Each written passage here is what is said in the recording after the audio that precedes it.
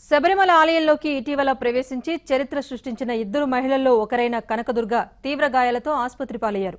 సంస్కృతి సంప్రదాయాలు మరిచి ఎంత చెబుతున్నా వినకుండా అయ్యప్ప ఆలయంలోకి వెళ్లింది అంటూ ఆమె అత్త ఆమెపై దాడి చేశారు.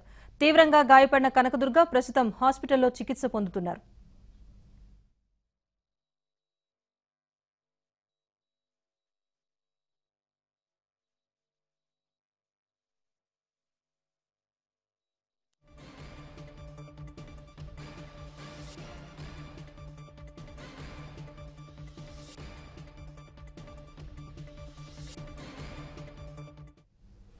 అయ్యప్ప స్వామిని దర్శించుకున్న అనంతరం దుర్గా ఆందోళనకారులకు భయపడి 2 వారాలుగా వేరే ప్రాంతంలో తలదాచుకున్నారు.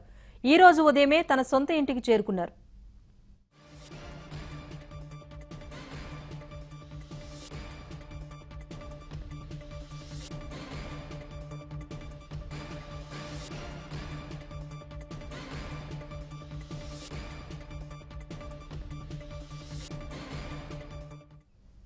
కనకదుర్గపై బయట వ్యక్తులు దాడి చేయకుండా పోలీస్ సిబ్బంది ఇంటి బయటే కాపలా ఉన్నారు. అయితే ఇంటికి వెళ్లగానే ఆమె అత్త చేయి చేసుకున్నారు.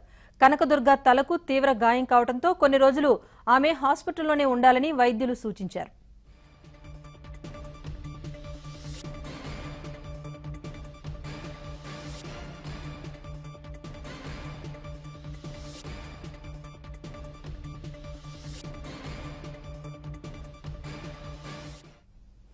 రెండు వారాల క్రితం దుర్గతో పాటు బిందు అమ్మిని అనే 40 ఏళ్ల మహిళ శబరిమలలోకి అడుగుపెట్టి చరిత్ర సృష్టించారు.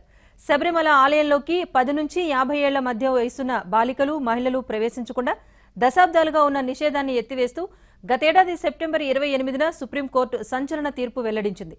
అయితే ఈ తీర్పుతో కేరళ వ్యాప్తంగా పెద్ద ఎత్తున ఆందోళనలు చోటు చేసుకుంటున్నాయి. సుప్రీం తీర్పును వ్యతిరేకిస్తూ కొందరు అయ్యప్ప భక్తులు నిరసనలు చేపట్టారు. ఇలాంటి పరిణామాల నడుమ పోలీసు బందోబస్తుతో దుర్గా బిందు ఆలయంలోకి వెళ్లడం కేరళను అట్టుడికించింది.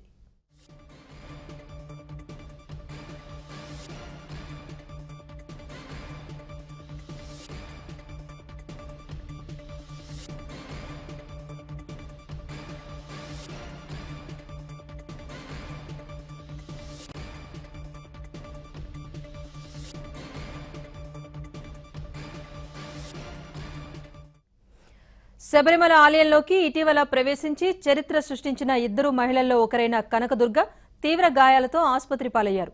సంస్కృతి సంప్రదాయాలను మరిచి ఎంత చెబుతున్నా వినకుండా అయ్యప్ప ఆలయంలోకి వెళ్లింది అంటూ ఆమె అత్త ఆమెపై దాడి చేశారు.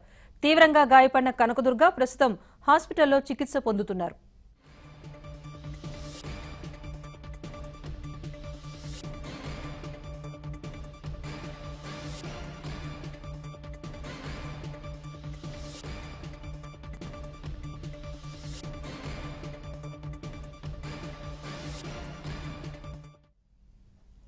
అయ్యప్ప స్వామిని దర్శించుకున్న అనంతరం దుర్గా ఆందోళనకారులకు భయపడి 2 వారాలుగా వేరే ప్రాంతంలో తలదాచుకున్నారు.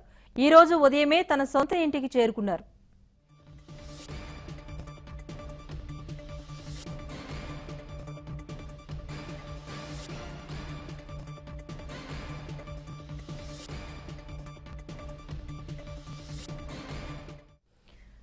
కనకదుర్గపై బయట వ్యక్తులు దాడి చేయకుండా పోలీస్ సిబ్బంది ఇంటి బయటే కాపలా ఉన్నారు. అయితే ఇంటికి వెళ్లగానే ఆమె అత్త చేయి చేసుకున్నారు. కనకదుర్గ తలకు తీవ్ర గాయం కావడంతో కొన్ని రోజులు ఆమె హాస్పిటల్లోనే ఉండాలని వైద్యులు సూచించారు.